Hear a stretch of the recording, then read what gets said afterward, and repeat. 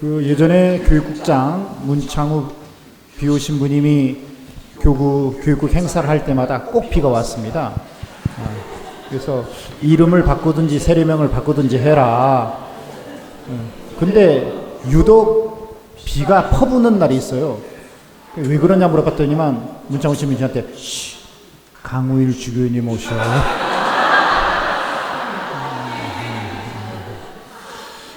예, 오늘 또 손세공 비호 형제님이 오셔서 밖에 또 비가 오나 봅니다. 우리 LD 그리고 배금자 카타리나 부부를 힘찬 박수로 환영해 주십시오. 예, 이렇게 또 귀한 체험 나눠주시기 위해서 오셨는데요.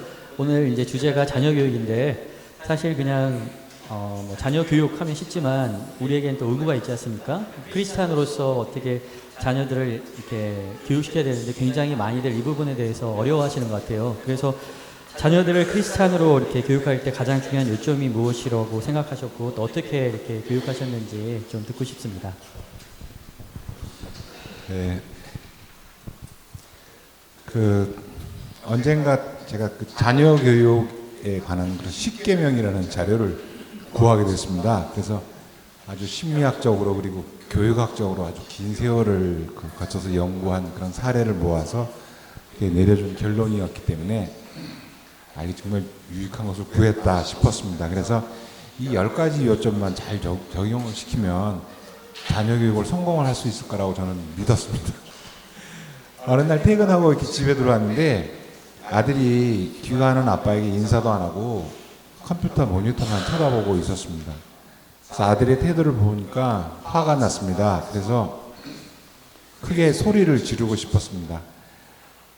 아들의 미래를 위해서 옳지 않은 습관을 호되게 매질을 해서라도 고쳐줘야 하는 게 아버지의 본분이다라는 생각을 했습니다. 평생 아이들한테 소리도 한번 안 지르고 매도들지 않는 이 아내의 무식한 교육 방법이 우리 아이를 다 망치고 있구나라는 생각이 들었습니다. 그런데 아내는 아무 말도 하지 않았고 아들의 방문을 슬그머니 이렇게 닫아줬습니다. 그냥 내버려 두라는 뜻이죠. 그래서 저는 안방에 들어와서 침대에 걸터 앉았는데 화가 나서 이렇게 화를 가라앉히기 위해서 심호흡을 했습니다. 그리고 오늘은 한 번만 그냥 참아주자라고 결론을 냈습니다. 그날부터 이렇게 며칠 동안 우리 아들을 어떻게 교육해야 되나 라고 생각을 했고 며칠이 지난 다음에 아내와 함께 이야기를 시작했습니다. 제 첫 마디는 애 다 망칠 작정이야 라고 다그치기 시작했습니다. 아내는 빙그레 웃었습니다. 저는 웃으니까 더 화가 났습니다. 그래서 더 큰 소리로 얘기를 했습니다. 나중에 저 녀석이 뭐가 되려고 저러지? 함께 야단을 치자라고 제안을 했는데 아내가 그때 했던 얘기가 있습니다. 그 아이는 내 아들이 아니야 라고 말했습니다. 저는 무슨 소리냐고 되물었고 그래서 얼마 전에 배웠던 자녀 교육의 10계명을 써둔 메모지를 열심히 찾았습니다. 근데 없었습니다. 한참을 찾았지만 아내는 헛수고하지 말라는 투로 내 아들이 아니라니까 라고 다시 얘기했습니다. 열심히 공부한 자녀 교육에 관한 10계명을 잘 적용시키면 된다던 제 다짐은 잊어버린 메모지처럼 사라져버렸습니다. 화가 날 때는 자녀 교육에 관한 그런 귀한 지침도 화가 났기 때문에 생각이 나질 않았습니다. 그래서 적용을 시킬 수가 없었습니다. 저희 부부가 한마음이 되지 못했던 그 시절 저는 그렇게 공부라도 해서 애를 잘 키우고 싶었습니다. 그런데 되지 않았습니다. 아내가 설명을 해주었습니다. 나도 배운 건데 라고 시작했습니다. 만약에 나한테 소중한 이웃집 아줌마가 한 분 계신데 그 아줌마가 외국으로 여행을 가면서 한 달 동안 우리 아들을 좀 맡아주세요 라고 칩시다. 근데 그 옆집 아들이 컴퓨터에 빠져 있으면 소리를 지르고 때릴 수 있느냐라고 물었습니다. 저는 말도 안 되지 남의 집 애를 때리고 나중에 뭔 소리를 들으려고 라고 말했습니다. 아내는 이렇게 말했습니다. 예수님께서 한 아이를 우리 부부에게 30년만 잘 키워달라고 부탁을 하셨다면 어떻게 할 거냐고 물었습니다. 저는 할 말을 잃어버렸습니다. 아내의 자녀 교육에 관한 딱 한 가지 지침은 나의 자녀는 내 자식이 아니다. 주님께서 나에게 맡겨준 자식이다. 그거 하나만 믿고 있었습니다. 그러니까 때려서도 안 되고 소리를 질러서도 안 된다. 아이는 너무나도 소중한 한 인격체이고 그리고 언제나 존중받아야 될 한 인간이다. 내가 맡고 키우고 있으니 나쁜 버릇이 들지 않도록 잘 가르쳐 줘야 되고 훗날 어른이 돼서 사회의 한 구성원으로서 자기 몫을 잘할 수 있는 사람이 되도록 도와주어야 한다. 아이의 원래 주인이 계획해 놓은 대로 성장할 수 있도록 원래 주인의 계획, 즉 하느님께서 이 아이에게 세워놓으신 계획이 무엇일까 연구하고 살펴보아야 한다. 그리고 주님의 협력자로서 아이를 보살펴 주어야 한다고 말했습니다. 그러니까 나쁜 버릇이 들지 않도록 타일러야 되고 잘못된 길을 가지 않도록 잘 설명해주고 그리고 스스로 바른 길을 찾아가도록 훈련도 시켜야 한다고 말해주었습니다. 예, 우리 신부님들 사이에서는 이런 말이 있습니다. 절대로 수녀님하고 싸우지 마라. 100점 100패다. 평생 새 여인의 말만 잘 들으면 성공한다지요. 어렸을 적에는 엄마 말, 결혼해서는 아내 말, 나이 들어서는 내비게이션의 말만 들으면 잘 따르면 이렇게 새길로 빠지지 않는답니다. 우리 비영재님도 아내 말씀을 잘 들었는데 이번에는 우리 배금자 카타리나 자매님은 정작 그런 컴퓨터에 빠져 있는 아들을 어쩌면 형제님, 비형제님의 가르침과는 달리 어떤 교육 철학이랄까 어떤 가르침을 했는지 직접 한번 들어보도록 하겠습니다. 예, 말씀해 주시죠. 네, 저는 그 아들, 딸 이렇게 해서 넷을 낳고요. 한 아이가 천국으로 떠났고 세 아이들하고 이제 세상에서 행복을 누리며 살고 있습니다. LD가 막둥이 이야기를 했기 때문에 저도 막둥이 이야기를 한번 이제 해보려고 하는데요. 내 자식이 좋은 대학에 갈 수 있으면 얼마나 좋을까?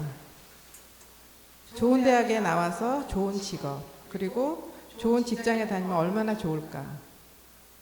그렇게 하기 위해서 이 엄마는, 그리고 이 아빠는 무엇이든 배우고 무엇이든 할 수 있다라고 저도 다른 부모들처럼 그렇게 생각을 했었습니다. 막둥이 아들이 고등학교 2학년 때의 일입니다. 밤늦게까지 컴퓨터에 매달려 있는 것을 매일 바라보다가 하루는 한계에 이르러 잔소리를 했습니다. 다음날 아들은 아침 인사도 안 하고 학교에 가버렸습니다. 예의 바르지 못한 이런 태도는 아들에게서 처음 보는 일이었기 때문에 서로가 냉랭한 관계가 되어버렸습니다. 며칠 후에 가족이 산책을 나갔고 남편은 딸과 그리고 저는 아들과 길을 걸으면서 이야기를 시작을 했습니다. 아들, 엄마가 잔소리한 게 그렇게 속상했니? 라고 물었더니 엄마도 다른 엄마와 다를 게 없잖아요 하면서 저에게 공격을 해왔습니다. 저는 뒤통수를 한 대 얻어맞은 듯 했습니다. 아들을 믿어주고 존중한다던 그런 마음은 사라지고 어느덧 공부에만 초점이 맞춰진 것이었습니다. 그래서 그래, 이젠 아무 말도 안 하고 너를 믿을 테니 알아서 해달라고 부탁을 했고 그 이후론 약속을 지켰습니다. 그 녀석이 어릴 때부터 자동차를 그리기 시작했고 자동차 디자이너가 되는 것이 목표였습니다. 그래서 자동차를 먼저 기계적으로 잘 알기 위해서 자동차 정비를 배우는 전문대학을 다녔고 졸업을 했습니다. 자격증이나 따서 자동차 정비하는 기술자로 살아주었으면 하고 바랬지만 산업 디자인을 가르치는 4년제 대학을 가야겠다고 다시 대학 시험을 보겠다고 이렇게 하면서 그런데 매번 턱걸이로 떨어지곤 했습니다. 이런 아들을 아빠와 한 마음이 되어 아이를 존중하면서 인내심을 갖고 기다려 주었습니다. 사랑은 기다림이다. 라는 구절을 막둥이 아들을 쳐다볼 때마다 우리 부부는 합창을 했습니다. 우리는 한마음이 되었기에 아이들을 키우면서 항상 같은 대답을 해왔습니다. 엄마 아빠가 같은 가치관, 같은 삶의 목표를 갖고 있기 때문에 가능한 일이었습니다. 스스로 자신의 미래에 관해 고민하고 그리고 결정하고 또 해보고 실패하고 그렇게 하면서 자신의 길을 스스로 찾아갈 때까지 기다려 주었습니다. 재수도 하고 삼수도 하고 그렇게 몇 해를 지나고 보니 이렇게 내버려두면 아이를 망칠 것 같았습니다. 너무나도 긴 방황을 하고 있는 것 같아서 미국이나 캐나다로 어학연수를 다녀오라고 해도 그렇게 해서 영어라도 하나 제대로 배워오면 앞으로 살아가는 데 도움이 되지 않겠냐고 은근히 방향 제시를 해주었습니다. 그랬더니 자기는 언어 공부하고는 거리가 있으니 어학연수 같은 거는 가지 않겠다고 했습니다. 그렇다면 자신의 장래에 관해서 어떤 계획을 갖고 있는지 가족들을 안심시켜 해야 되지 않겠냐고 하면서 말을 했는데 이제는 더 이상 방황하면 안 된다고 그리고 방황하고 실패할 시기를 금년 말까지로 정해 주었습니다. 금년까지 해보고 안 되면 기술을 배우던 컴퓨터 프로그래머가 되던 학원이라도 가라고 했습니다. 잘나버릴 때는 아주 단호하게 분별력이 생기도록 자기 길을 가도록 결론을 내는데 도움을 주어야겠다고 생각했습니다. 그랬더니 일주일만 시간을 달라고 하더니 다시 이야기를 하겠다고 했습니다. 일주일 후에 아들은 누나와 매형 그리고 온 가족을 다 불러 모았습니다.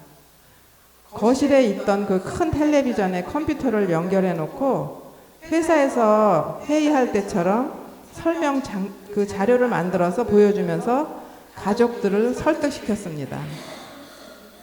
자기는 어렸을 때 어떤 환경에서 이렇게 저렇게 자라났기 때문에 이런저런 사람이 되었고 그래서 이런저런 장단점도 있고 앞으로 이런저런 일을 해야 한다고 아주 열심히 설명을 했습니다. 결국 어학연수는 자신의 길이 아니고 새로운 길을 찾아야 한다는 내용이었습니다. 아들은 자신의 상태를 잘 파악하고 있었고 또 열심히 길을 찾고 이렇게 있다는 확신이 들었습니다. 우리 모든 가족들은 파워포인트로 된 긴 설명이 끝났을 때 중요한 회의를 마칠 때처럼 모두가 박수를 쳐줬습니다. 그리고 아들의 긴 고민과 결정에 동의를 해주었습니다. 아들은 자료를 찾고 자기가 하고 싶은 것을 하기 위해서 열심히 노력을 했는데 한동안 또 다른 방황을 하는 것 같았습니다. 그러더니 결국 자기가 하고 싶었던 자동차 디자이너가 되기 위해서 이태리에 있는 세계적으로 아주 유명한 자동차 디자인 대학을 입학해 놨노라고 합격했다고 이렇게 말을 했습니다. 입학금에서부터 졸업할 때까지 얼마의 돈이 들어가는지 그리고 만약 한국에서 대학에 들어갔을 때 얼마의 돈이 드는지 등등 자세히 조사를 해서 우리가 한눈에 비교할 수 있도록 설명을 해 주었습니다. 우리는 한국에서 지방의 대학을 보낼 때보다 물론 돈이 더 이렇게 들어야 하지만 조금 무리를 할 수 있는 여력이 된다고 결정을 할 수 있었습니다. 아들은 이태리로 유학을 떠나게 되었고 그토록 하고 싶었던 공부를 하게 되었습니다. 헤아려 보니 우리 부부의 긴 기다림은 7년 동안 계속된 것을 알게 되었습니다. 드디어 우리 부부는 새로운 기다림을 또 시작했습니다.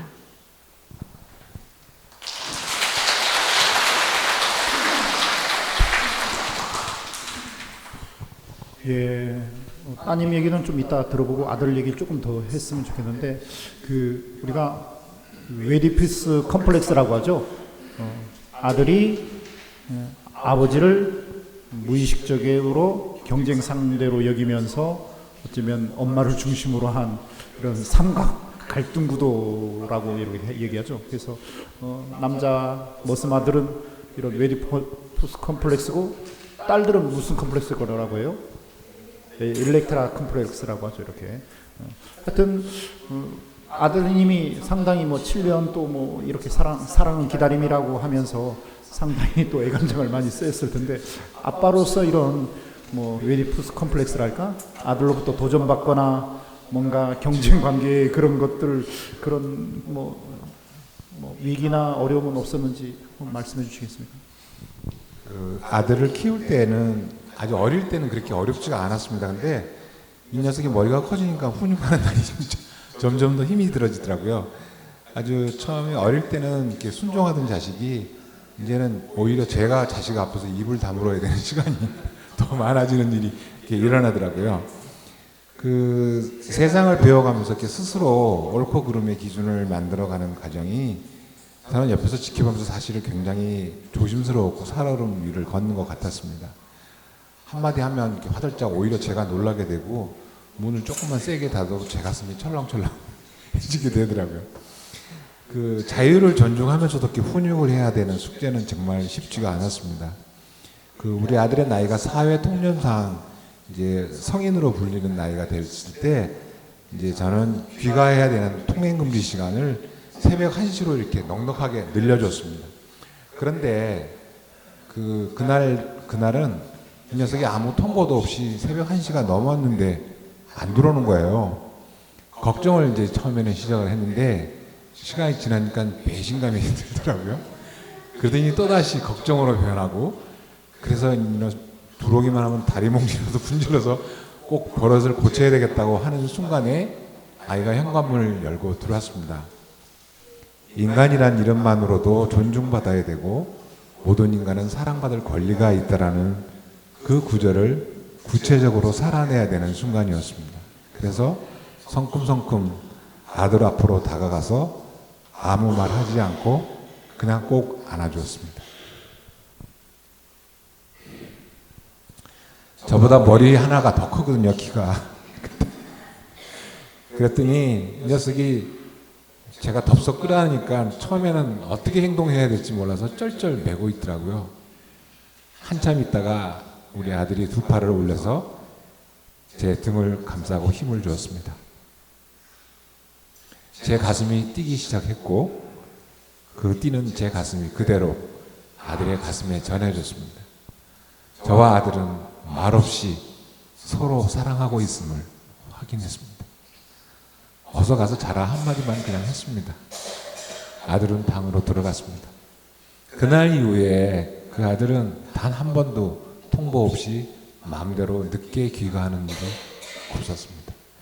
우리 부자가 말없이 이렇게 포옹했던 그날 밤 저는 제 머릿속에 있던 통행금지 시간을 지워버렸거든요. 근데 이날 이때까지 그 지워버린 행위가 틀리지 않았다는 확신을 갖고 있습니다. 저는 항상 아들에게 모든 사람은 소중한 존재이다. 그러니까 한 인간으로서 존중받고 사랑받을 권리가 있다는 것을 틈만 나면 교육을 시켰습니다. 어느 날 퇴근하고 집에 왔는데 현관문을 열면 우리 집은 좁아서 바로 부엌이거든요. 근데 청국장 냄새하고 생선 굽는 냄새가 뒤섞여서 코와 눈을 막 자극을 하고 있었습니다. 그래서 저는 너무 불편했기 때문에 닫았던 현관문도 다 열어놓고 그리고 창문을 다 열어놨습니다. 카타리나는 집에서 이렇게 지내는 옷을 입고 있었기 때문에 춥다고 그랬고 아들은 자기 방으로 들어가고 문을 닫아버렸습니다. 며칠이 지난 다음에 식탁에서 온 가족이 아주 좋은 분위기 속에서 식사를 하고 있었는데 우리 아들이 입을 열었습니다. 우리는 가족이니까 식구들이 올바르지 않은 행동을 하면 지적을 해줄 필요가 있지요? 라고 물었습니다. 저는 당근이라고 대답을 했습니다. 그랬더니 아빠가 글을 쓰시느라고 음악을 크게 틀어놓고 있을 때 엄마가 시끄럽다고 와서 소리를 확 줄여도 되느냐고 물었습니다. 그래서 저는 나는 집중이 안 되면 글을 쓸 수가 없어 라고 말했습니다. 그랬더니 이 녀석이 그런데 왜 아빠는 냄새 난다고 온 집안 창문을 맘대로 열어요? 그때서 저는 며칠 전 저의 행동에 대한 지적임을 알아차렸습니다. 아들은 계속해서 말을 했습니다. 부엌은 엄마의 공간이잖아요. 그러니까 아빠가 창문을 열고 싶어도 먼저 엄마한테 물어보고 허락을 받은 뒤 창문을 열어야지. 왜 엄마 공간을 아빠 마음대로 하세요? 저는 대답할 말이 전혀 생각이 나지 않았습니다. 아들은 가족들이 모두 엄마의 공간을 존중해줄 노력이 필요하다고 결론을 냈습니다. 아들이 말에 전혀 틀리지가 않았기 때문에 저는 즉시 잘못했다고 인정했습니다. 그리고 아들 미안하다 용서해주라 라고 얘기했습니다. 인정하는 저의 태도를 본 아들은 모든 사람을 존중해야 한다고 가르쳐온 아빠의 말이 옳다고 기뻐했습니다. 아내는 빙그레 웃고 있었습니다. 저는 많이 부끄러웠지만 행복이 밀려왔습니다.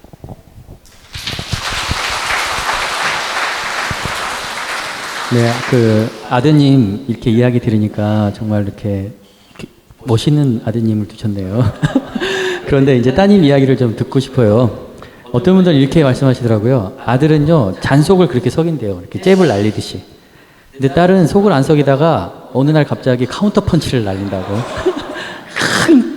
큰 사고를 친다고 하더라고요. 근데 이제 따님이 계신 걸로 알고 있는데 그 따님에 대한 어떤 교육을 어떻게 하셨는지 어떤 나누고 싶은 이야기 있는지 이렇게 좀 듣고 싶습니다. 네. 큰 딸이 하나 있고 둘째 딸이 있는데 둘째 딸이 좀 개성이 강하기 때문에 한번 둘째 딸 얘기를 해보겠습니다. 둘째가 그 중학생이었던 때였는데 그 둘째 딸이 공부하는 것을 그리 좋아하지 않아서 고등학교에 전학할 때 공부를 많이 하지 않아도 되는 그 상업학교에 가는 것을 이렇게 함께 생각을 했습니다. 그렇지만 그래도 나중에 대학을 이제 가려면 인문 그 학교에 가야 된다는 그런 결론을 냈습니다. 고등학교에 진학하자 아이는 너무나 힘들어했습니다.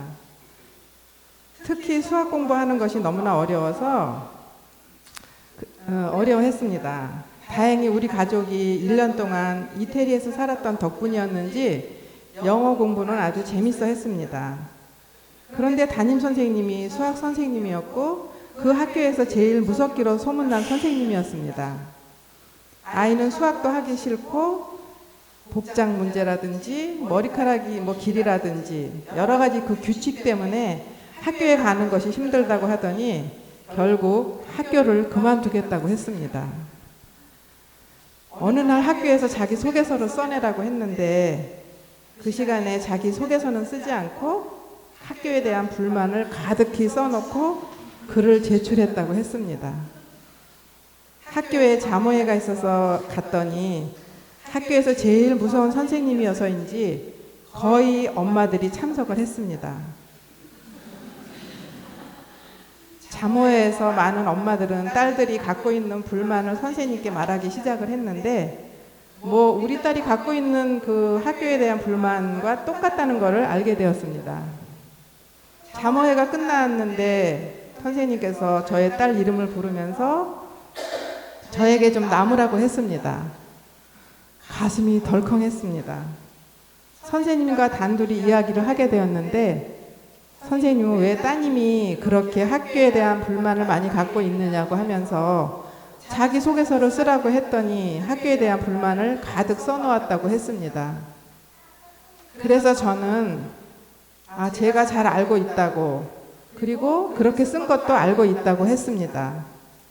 우리 딸은 솔직한 자기 심정을 선생님께 직접 말씀드렸고 다른 아이들은 엄마를 통해서 학교에 전달했으니 전달 방법만 달랐지 아이들은 모두 학교에 불만을 갖고 있는 것은 마찬가지인 것 같다고 공손히 말씀을 드렸더니 선생님도 인정을 하셨습니다. 그러자 선생님은 우리 딸이 다른 아이들과 이렇게 잘 사귀지도 못하는 것 같다고 또 하셨습니다. 그래서 저는 그것도 선생님께서 좀 잘못 생각하시는 것 같다고 하면서 왜냐하면 우리 아이가 학교에서 왕따를 당하는 아이들을 집에 많이 데리고 오고 같이 친구를 해주면서 친구들을 한 사람 한 사람씩 좋은 관계를 맺고 지내고 있는 것을 알고 있다고 말씀드렸습니다. 선생님은 왕따를 당하는 친구를 도와주고 있다는 말에 친구들의 문제도 자기가 잘못 본 것 같다고 인정을 하셨습니다. 저는 우리 아이는 수학 공부를 싫어한다고 그래서 뭐 담임 선생님께서 수학 선생님이기 때문에 억지로 수학을 잘하라고 강요하지는 않겠다고 말씀드리고, 그렇지만 자기가 좋아하는 영어 공부는 더 잘하도록 오히려 용기를 준다고 말씀을 드렸습니다. 이야기가 끝날 무렵에 저는 우리 딸이 학교에서 일어나는 생활을 집에 와서 엄마에게 모두 다 이야기해 주기 때문에 우리 아이가 학교에서 어떻게 지내고 있는지 잘 알고 있음을 말씀드렸습니다. 그러자 선생님께서는 모녀 간의 관계가 다른 집들과는 이렇게 같지 않다고 말씀하시면서 무척 놀라워하셨습니다. 선생님께서는 우리 딸에 관해 잘못 생각했던 것을 잘 알게 해주어서 고맙다고 이렇게 했고, 앞으로 아이를 지도할 때 잘 적용하겠다고 하셨습니다. 저는 학생도 숫자가 많으니 우리 딸만 특별히 사랑해 주십사 하고 부탁드리지는 못하겠지만 학생들 개인에게 맞는 사랑을 해달라고 부탁드리고 돌아올 수 있었습니다. 선생님을 따로 만나고 집으로 돌아오면서 우리 딸이 학교에서 잘 적응하지 못하는 것 같아서 한편으로는 무척 마음이 아팠습니다. 왜 우리 딸은 다른 아이들처럼 무난하게 학교 생활을 하지 못할까라는 생각 때문에 조금 안타까웠습니다. 그런데 집으로 돌아오자 우리 딸은 자기 그 친구들 엄마는 모두 집에 왔는데 우리 엄마는 아직 돌아오지 않았기에 큰 걱정을 하고 있었습니다. 집에 돌아오자 아이는 왜 이렇게 늦게 왔느냐고 물으면서 선생님이 개인적으로 만나고 왔다고 이제 했더니 아이는 선생님이 엄마를 따로 만나대? 막 이렇게 하면서 그래서 엄마를 좀 남으라 그래서 엄마 선생님을 만나고 왔다. 이렇게 했더니 선생님이 뭐래요?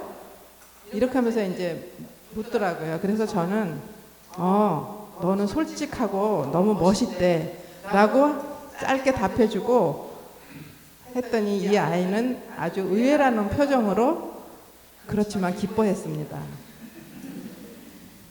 잠시 후 저녁 식사 후에 딸과 다시 좀 더 진지한 이야기를 했습니다. 저는 너의 선생님이 너무 멋쟁이더라. 그리고 아주 훌륭하다고 말하며 선생님에 대한 존경심을 갖도록 잘 말해 주었습니다. 그날 이후 학교를 그만두겠던 아이의 태도가 변화되기 시작했습니다. 더욱더 당당한 모습으로 학교 생활을 해갔습니다. 예를 들면 담임 선생님께서 점심시간에 국을 퍼주시는데 우리 아이의 손톱을 보더니 손톱을 좀 잘라야 되겠다라고 말씀하셨답니다. 그래서 아이는 그런데 이제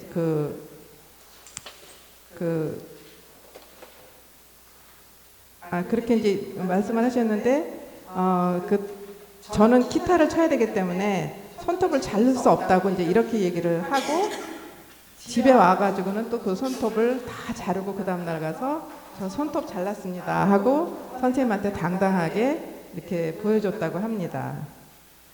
그래서 학교에서 그 선생님이 멀리서 오시면 아이들은 모두들 선생님이 무서우니까 다 피해가는데 우리 아이는 아주 당당하게 선생님을 피하지 않고 지나가곤 했답니다. 하루는 선생님께서 너 요즘 영어 공부 잘 돼가니? 라고 이렇게 물으셨답니다. 네, 열심히 하고 있습니다 라고 답하고 집에 와서는 선생님께서 자기한테 특별한 관심을 갖고 있다고 하면서 저에게 자랑을 했습니다. 이렇게 한 학년을 지낼 수 있었는데 다음 그 해에 아이는 저에게 이렇게 말했어요. 엄마, 이제 나는 수학 공부도 잘할 수 있게 됐어요 라고 기쁘게 말했어요.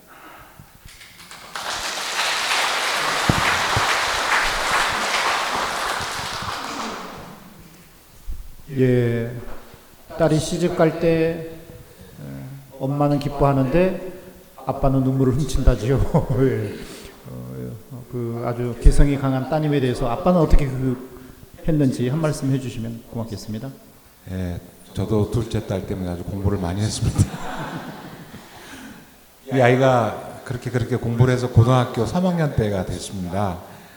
집집마다 고3이 되니까 정말 발 뒤꿈치를 들고 다닐 정도로 아이한테 수능 준비 잘하라고 이렇게 신경을 쓰고 있었을 때였는데, 그 수능 전날 저한테 와서 이런 얘기를 하는 거예요. 아빠 할 얘기가 있어요. 그래서 저는 이제 같이 마주 앉았고 얘기를 시작했는데, 우리 딸이 이 대한민국의 교육 제도에 대해서 너무나 불합리한 점이 많다고 이렇게 조곤조곤히 얘기를 하는 거예요.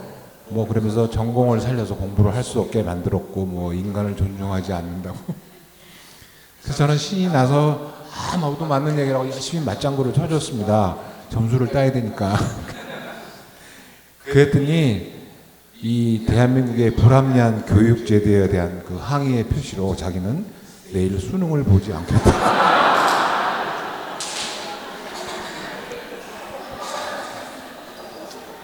저는 순간 할 말을 잃어버렸습니다.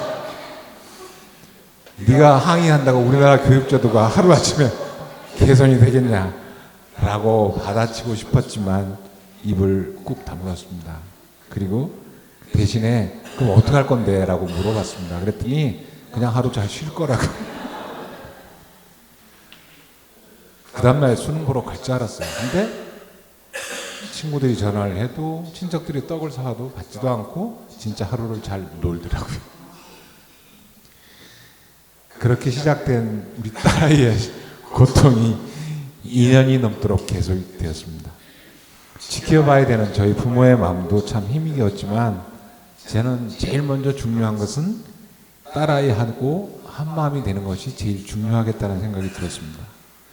그래서 열심히 이 녀석의 일거수일투족을 지켜보고 있었는데, 어느 날은 이렇게 쫙 뿌리는 스프레이 페인트를 사가지고 오더니 큰 전신 거울 테두리를 파란색으로 이렇게 칠을 하는 거예요. 그리고 또 그때는 컴퓨터 모니터가 이렇게 뒤가 뚱뚱한 모니터들을 쓰고 있었을 때였는데, 그 컴퓨터 모니터 케이스를 온통 파란색으로 다 칠을 해요. 그걸 보면서 얘가 물건을 망가뜨리는구나 라는 생각보다는 우리 딸이 진짜 파란색을 너무 좋아하는구나 라는 생각을 하게 됐습니다. 제가 어느 날 길을 걷고 있었는데 길에 이렇게 파란 풍선이 이렇게 굴러다니고 있었습니다. 그래서 풍선을 보는 순간 저거는 우리 딸이 좋아하는 색인데 라는 생각이 들었고, 급히 그 풍선을 주었습니다. 그리고 조심스럽게 매듭을 풀고 바람을 빼냈습니다. 집으로 돌아와서 딸을 불렀고 주워온 풍선에 다시 바람을 불어넣었습니다. 그리고 길에서 우리 딸이 좋아하는 색의 풍선이 주인을 찾아서 헤매고 있길래 이렇게 주인한테 데리고 왔다라고 얘기를 했더니 아이는 환호를 지르면서 기뻐했습니다. 즉시 전신 거울 상단에다 그 파란 풍선을 매달아 놓고 디지털 카메라로 사진을 찍더니 자기 미니 홈페이지에 올려놨습니다. 그리고 니들 중에 니네 아빠가 딸이 무슨 색깔 좋아하는지 아는 놈 있으면 나와봐 라고 자랑을 했고, 친구들도 몹시 부러워했다고 기뻐했습니다. 파란색 얘기는 그게 끝이 아닙니다. 이 머리 손질하는 데 필요하다고 드라이를 하나 사다 달라고 그래서 마트에 갔는데 저는 당연히 파란색 드라이어를 찾아야죠. 그런데 찾을 수가 없었습니다. 그래서 어떡하나 그러고 걱정을 하다가 딸한테 전화를 걸었습니다. 아무리 찾아봐도 파란색이 없고 제일 비슷한 색이 회색이다. 어떻게 하면 좋겠냐라고 물어봤습니다. 그랬더니 딸은 회색이라도 무방하다고, 나한테 이렇게 물어봐 주는 거, 나를 존중하는 게 너무너무 고맙고 기쁘다고 얘기를 했습니다. 그 일이 있은 뒤에 딸아이는 저한테 집에만 있으면 쫄랑쫄랑 쫓아다닙니다. 아주 귀찮을 정도로. 못하는 얘기가 없고, 심지어는 오늘부터 4월 동안 예민한 날이니까 건드리지 마세요 라는 이야기까지 서슴없이 합니다. 그렇게 열심히 방황을 하더니 정부에서 운영하는 2년제 대학에 패션 디자이너를 공부하겠다고 입학을 했습니다. 하고 싶었던 전공이었든지 열심히 공부를 했고, 아이는 입학금만 내고 한 번도 돈을 내지 않고 장학금을 계속 탔습니다. 그리고 결국 수석으로 졸업을 했습니다.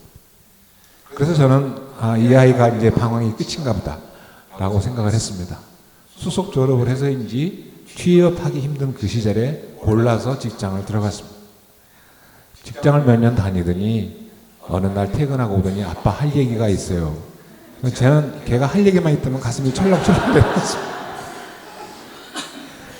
이 얘기의 요점은 자기가 아무래도 전공을 잘못 선택한 것 같다.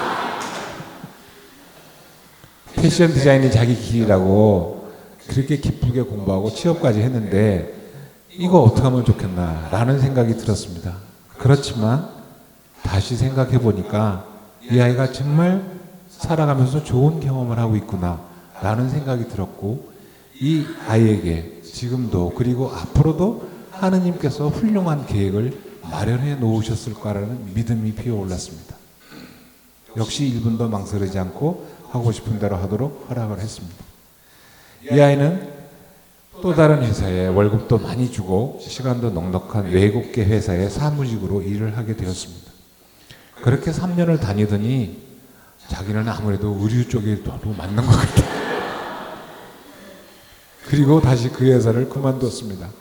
그리고 의류 판매장에 옷 파는 임시직으로 취업을 했습니다.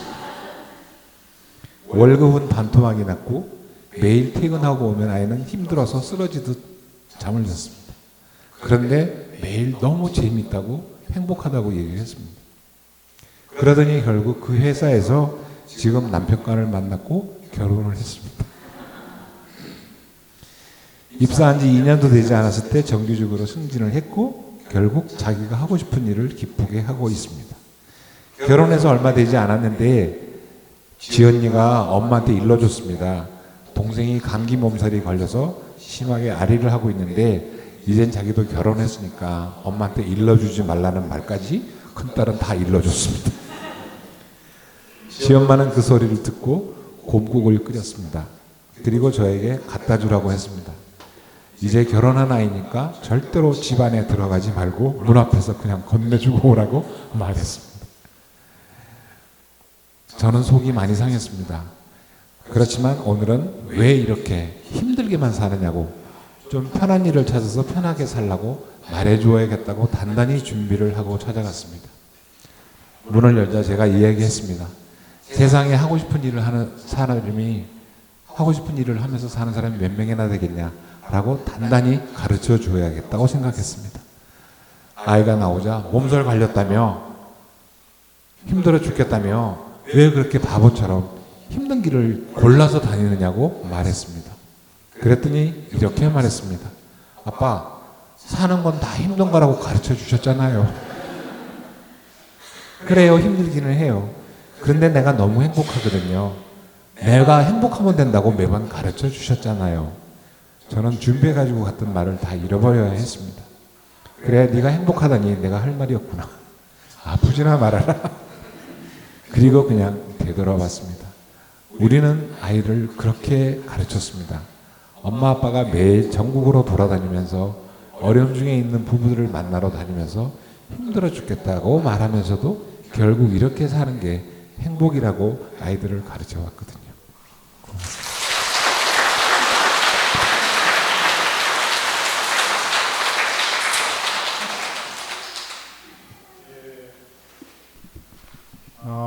하루 종일 직장 생활하고 정말 뼈마디가 쑤실 텐데도 2시간 동안 정말 경청해 주시고 또 꼬딱꼬딱 공감해 주시고 또 8분 내에 간식 드시고 참 해도 너무한 빡센 교육에 정말 순한 어린 양들처럼 이렇게 앉아 계신 여러분께 정말 사랑은 기다림이고 그 속에서 행복감을 하나님께서 축복으로 주시리라 생각합니다. 예, 잠시 우리 허찬한 신부님께서 내일 또 남부지구 또 후보님 멘토 연수와 여러 가지 상황에 대해서 좀 안내 말씀드리겠습니다.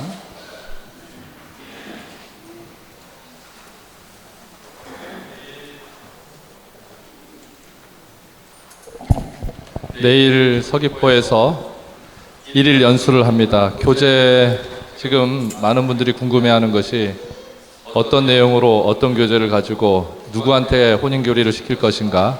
그래서 내일 1일 연수를 하는데 오전에는 황태종 신부님이 혼인을 바로 앞둔, 그러니까 우리가 이제 10월 달에 주교님으로부터 파견을 받으면 혼인교리교사로 파견받으면 본당에 가가지고 올해 겨울부터는 바로 교사로 뛰어야 됩니다. 그래서 가가지고 가르칠 교재를 지금 만들고 있는데 오전에는 황태종 신부님께서 바로 결혼을 앞둔 혼인 예비 부부들을 대상으로 한 교재 중에서 1과부터 9과 중에서 1과를 시연을 해줄 겁니다. 그리고 점심을 간단히 먹고 서귀포 성당에서 그 다음에 오후 1시부터 3시까지는 다시 한번 많은 분들이 질문한, 특히나 요즘에 제일 화두가 되고 있는 정말 행복한 가정과 또 부부 사랑의 먼지에 대해서 총대리 신부님으로부터 2시간 동안 또 강의를 듣고, 총대리 신부님 강의가 끝난 다음에는 박 대리사 수녀님께서 이번에는 그 본당에 이제 가면은 청년들한테 의무적으로 이 혼인교리를 다 가르쳐야 됩니다. 모든 분들이 중앙성당 뭐 음악성당 할 것 없이 다 가르치는데, 오후에는 1시간 동안 제1과 교재를 가지고 박 대리사 수녀님께서 시연을 할 겁니다. 무슨 말인지 아시겠죠? 그래야 우리가 뭘 가르치고 무슨 내용의 책이 있고 그 다음에 누구를 대상으로 하는가 해서 내일 그렇게 하고 나서 다 끝나면은 감사 주일 미사를 이제 드리고 이제 마치겠고, 내일 저희가 접수되신 분이 20가정, 20부부, 그러니까 서귀포에서 내일 40명이 교육을 받고, 서귀포에서 교육을 못 받으시는 서귀포 지역의 분들이나 아니면 다른 본당분들, 남부 지역에 있는 본당분들은 6월 달에 제주시 여기에서 6월 달 이곳에서 있는 혼인 멘토 교육 다음 날 토요일에 1일 연수를 그대로 하겠습니다. 그래서 토요일 날 6월 달 토요일 날 하시면 되겠고, 6월 못 받는 분들은, 정말 6월 달에 안 되는 제주시에 사시는 분들은 내일 서귀포로 가셔가지고 받아야 되는데, 저희가 도시락이랑 이런 걸 이제 체크를 해야 되니까 혹시 아직까지 신청이 안 되신 분들은 끝나고 나서 말씀을 해주시면 고맙겠습니다. 이 책에 보면은 이런 식으로 교재가 나갈 거구나 하는 게 나올 거고요. 지난 한 달 사이에 굉장히 큰 변화가 있었는데, 우리 현요한 신부님께서 평화방송과 합작으로 해가지고 혼인 멘토 영상 6편을 다 만들었습니다. 비가 오고 막 날씨가 안 좋았는데도. 그래서 내년부터 쓸 보충교리는 완성이 다 됐습니다. 그리고 보충교리와 함께 교재, 기타 뭐 필요한 것들은 계속 달달이 이제 해나가고 있으니까, 제일 중요한 것은 교재나 뭐 영상보다도 멘토 부부들이 정말 훌륭한 멘토가 되는 것이라 생각하면서 그에 대한 내용과 또 우리가 가르칠 이런 것 교재들을 내일 그리고 6월 달에 한번 또 교육을 받도록 하겠습니다. 예, 우리 신부님들하고 함께 강복 드리겠습니다. 모두 일어서 주십시오. 주님께서 여러분과 함께 전능하신 천주 성부와 성자와 성령께서는 여기 있는 모든 이에게 강복하소서. 성부와 성자와 성령의 이름으로 아멘. 수고하셨습니다.